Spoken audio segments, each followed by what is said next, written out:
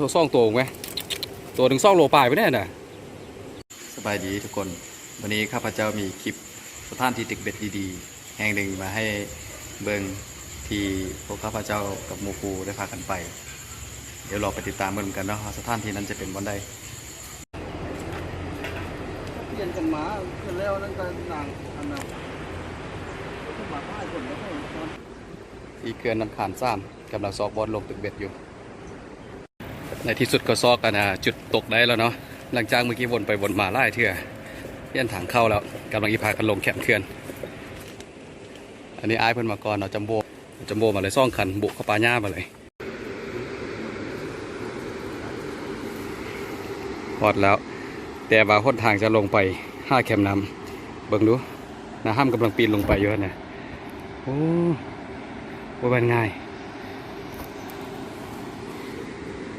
ต่อไปเป็นเซียวก้ากำลังจะลงค่อยๆเด้อน้ำดื่มมาพี่บอกอยู่ลุมมันก็มีคนตึกอยู่แล้วเนาะค่อยๆค่อยๆ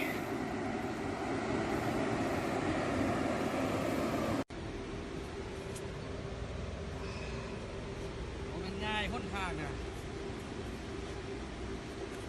แนะนำให้ใส่เกือบผ้ามาเนาะทางหน้านะจะได้ง่ายเลยเวลาไปมา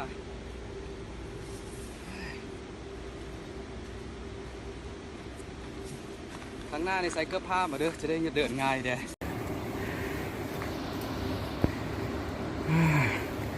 อันนี้เป็นที่พักเลยเป็นถ้ำเลยนี่สงสัยมันจะเกลื่อนแล้วบ่น้ำเสาะแล้วก็เกลื่อนลงอันนี้เห็นเป็นบอนที่พักอยู่เฮากำลังตั้งแคมป์อยู่นี่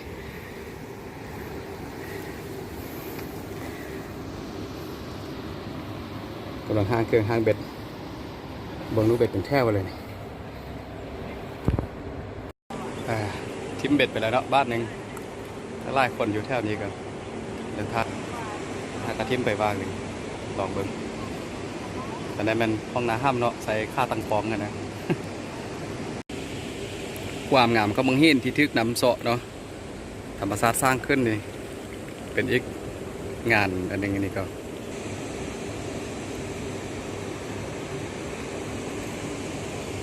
เป็นต้นทางลงมาเนี่ยเป็นภูสันลงมานี่ลงมานะโอ้ยจะทันยากเขี้ยวคนนะเป็นต้นไม้ใหญ่บ่นั่นแหละทางที่ลงมานะเซียวกาในห้างกับอีห้างเบ็ดนี่ไม่ได้ตึกนี่เอาลองมึงดูไปแล้วได้ฮันเป็นไว้ใส่ข้อเบ็ดน้อยเอาปลาน้อยไว้สันครอบไปแล้วไปปักไส้อันนี้เขาจะมาแต่เมื่อวานนี่มานอนคืนแต่ปลาไหนซ่องตัว1 โลซ่องตัว1 2 โลตัว1 3 โลกำลังไต่ขึ้นไปแล้วอันนี้เลยหนทางขึ้นเด้อเบิ่งดูไต่ขึ้นอุ่นจนไปฮอดหญ้าสีเขียวนะที่ว่าสุดขี้ดินแดงนั่นแหละทางลงนะ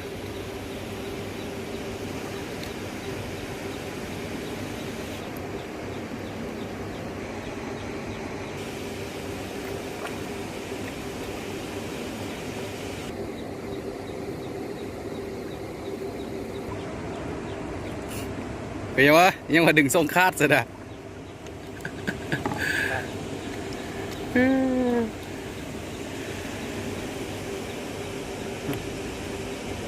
ดูนะแหวนง่ายหนทางจะลงมาฮอตแคมป์น้ำอันนี้เซียวก้าเด้อนี่ไข่แตกแล้วดิตัวหนึ่งปรากฏประมาณ 4-5 ขีดนี่แหละสมเสยเสียดายเมื่อกี้บริทายไปปลาหลุดไปตัวหนึ่งปลาใน2 โลหลุดไปเบ็ดเกาะกันตึกไล่คนเกาะแล้วเบ็ดเกาะแล้วฮิวปลาเครื่องน้อยมาตัวหนึ่งกำลังอีย้ายบอลขึ้นไปตึกเยอะอย่างหน้าเขื่อน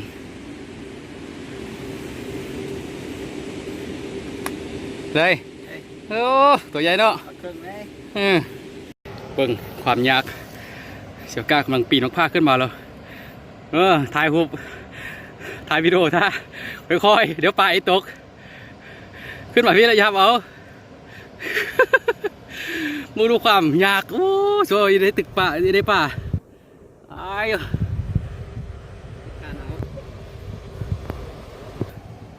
ปลากับปลาที่เอาเบ็ดกับเบ็ดที่เอา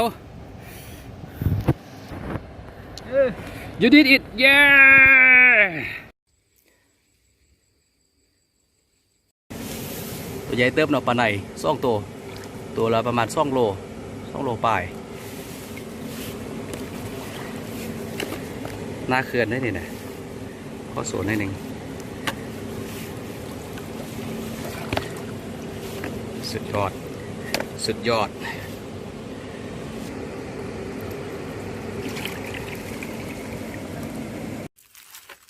ได้เวลากลับบ้านแล้ว เจอกันใหม่คลิปหน้า เดี๋ยวคลิปหน้าไอ้พาไปใส่คอยติดตามกัน บ๊ายบาย